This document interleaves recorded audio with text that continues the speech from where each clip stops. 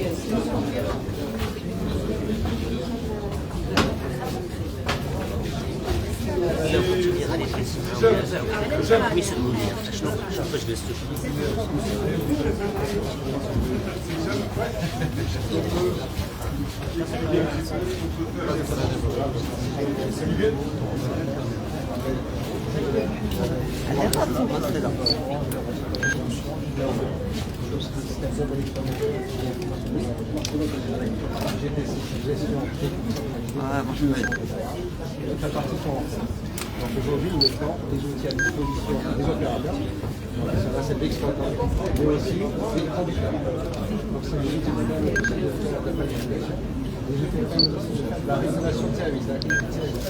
Donc pas besoin de donc les saisines en condition. On peut faire aussi tout ce qui arrêt, vitesse, tout ça, ça règle, exactement. Soit tout ce qui était planifié, soit ce qui était planifié mais ajusté dans la journée.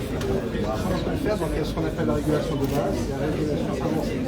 Et ce qui est bien, c'est que derrière, tout ça, ça remonte dans des données sur la syndicat qui remonte par exemple des statistiques. Ce qui permet derrière d'ajustement pour optimiser la rentabilisation. Et c'est ce qu'on fait aujourd'hui, par exemple, dans le cas des Marcellus, ce qu'on appelle le PC fabrication trafic. Normalement, ce sont des indicateurs statistiques sur la régulation, le temps de trafic, les zones où il faut justement optimiser, adapter. Donc tout ça, c'est au niveau de donc ici, par exemple, ce que vous voyez ici, ce qui est affiché là-bas, c'est la cartographie. Et là, on voit toute la ligne, voilà, du trajet. Et là, ce sont les arrêts. Et on voit bien les bus, par exemple, qui sont en train de se déplacer. Aujourd'hui, donc, on est en train de faire de la marche à bord avec un exploitant qui est là avec nous, avec les données qui sont en train d'être construites au fur et à mesure avec les nous aussi. Et derrière, donc, ça donnera lieu à la mise en service commercial. Donc, en cas de panne, vous avez deux éléments. Donc, il y a ce qu'on appelle donc, des alarmes qui remontent au niveau de la DTC, mais aussi des alarmes qui remontent au niveau du SAE. Derrière, ça permet d'avoir l'information qui est communiquée directement aux ateliers, aux mainteneurs, mais aussi tout ce qui est opérateur prend l'information derrière. Donc, ils peuvent. Donc, il n'a même pas besoin d'appeler. Voilà. Il peut faire de la prédiction. Il peut faire de la prédiction, mais il peut aussi être en relation directe, en temps réel avec le conducteur. Donc, l'objectif, c'est quoi? Les incidents qu'il y a. Statistiques, la nature. Exactement. Donc, on a la nature des alarmes, et derrière, donc, ça peut donner un plan d'action, des actions qui sont prévues. Donc, là aussi, pareil, on peut avoir donc, les temps d'arrêt, les horaires, différés, temps réel. On peut faire la déviation de la correspondance demain éventuellement s'il y a des bus ou des travaux, la correspondance, ce qu'on appelle en parenthèse la Smart City.